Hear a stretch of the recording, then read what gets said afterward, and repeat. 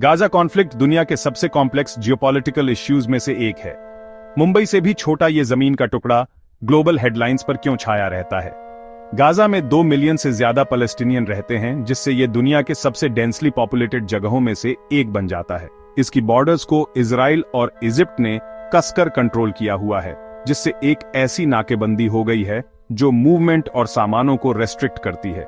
2007 से हमास ने गाजा पर राज किया है, जबकि वेस्ट बैंक को पैलेस्टीनियन अथॉरिटी चलाती है, जिससे पॉलिटिकल डिवीजन्स और गहरे हो गए हैं। नाकेबंदी से जिंदगी का हर पहलू इंपैक्ट होता है, पानी, बिजली, हेल्थ केयर और जॉब्स। गाजा की ज्योग्राफी और पॉलिटिकल आइसोलेशन से एक ह्यूमैनिटेरियन क्राइसिस पैदा होता है और शांति मुश्किल हो जाती है। इस सेटअप को समझना कॉन्फ्लिक्ट के कॉम्प्लेक्सिटी को समझने का पहला कदम है। गाजा कॉन्फ्लिक्ट की जड़ें 1948 में मिलती हैं, जब इजराइल के बनने से लाखों पैलेस्टीनियन विस्थापित हुए। उनमें से कई गाजा में रिफ्यूजी बनकर आ गए। 1967 के सिक्स डे वॉर के बाद इजराइल ने गाजा पर कब्जा कर लिया, जिससे दशकों तक अशांति और प्रतिरोध चलता रहा। 1990 के दशक में ऑस्लो अकॉर्ड्स ने उम्मीद जगाई, लेकिन शांति कभी नहीं आई। 2005 में इजराइल गाजा से हट गया, लेकिन उसके तुरंत बाद हमास ने कंट्रोल ले लिया, जिससे इजराइल और इजिप्ट द्वारा नाकेबंदी कर दी गई। तब से गाजा में हिंसा के बार बार साइकिल्स देखे गए हैं। 2008, 2012, 2014 और उसके बाद भी युद्ध हुए हैं। नागरिकों को भारी बेरोजगारी, गरीबी और बेसिक सर्विसेज तक लिमिटेड एक्सेस का सामना करना पड़ता है। साइकोलॉजिकल टोल, खासकर बच्चों पर, बहुत ज्यादा है। मुख्य मुद्दे वही रहते हैं: कब्जा, रेफ्यूजीज का वापस लौटने का अधिकार और एक पैलेस्टीनियन स्टेट की तलाश। मानवीय कीमत चौंका देने वाली है। जो हेडलाइंस में जो आता है उससे कहीं ज्यादा है।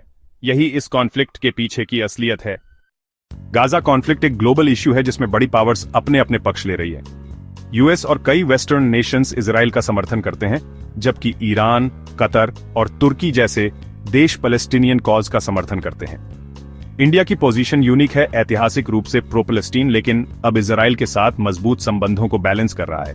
इंडिया पीएलओ को पहचानने वाले पहले देशों में से एक था और लंबे समय से 2 स्टेट सॉल्यूशन का समर्थन करता रहा है। हाल ही में इंडिया की डीहाइफिनेशन पॉलिसी का मतलब है कि यह इजराइल और पैलेस्टीन के साथ संबंधों को अलग अलग मैनेज करता है। इंडिया पैलेस्टीनियन स्टेटहुड का समर्थन करता है, लेकिन डिफेंस और टेक्नोलॉजी में इजराइल के साथ स्ट्रैटेजिक संबंधों को भी गहरा करता है। यह डिप्लोमैटिक बैलेंसिंग एक्ट इंडिया के बदलते इंटरेस्ट्स और ग्लोबल रोल को दर्शाता है। इस टाइट रोप पर चलना इंडिया की फॉरेन पॉलिसी के लिए महत्वपूर्ण है। यूपीएससी एस्पिरेंट्स के लिए गाजा कॉन्फ्लिक्ट एक जरूरी केस स्टडी है। यह सीधे इंटरनेशनल रिलेशन से जुड़ा है। इंडिया की west Asia policy, 2 state solution और यूएन की भूमिका के बारे में सोचिए। इंटरनल सिक्योरिटी में यह रेडिकलाइजेशन, प्रोपेगेंडा और साइबर वॉरफेयर पर प्रकाश डालता है। एथिकली ये प्रोपोर्शनैलिटी, ह्यूमैनिटेरियन रिस्पॉन्सिबिलिटी और जस्ट वॉर थ्योरी के बारे में सवाल उठाता है। गाजा को समझना हमें डिप्लोमेसी, पॉलिसी मेकिंग और एम्पैथी के सबक सिखाता है।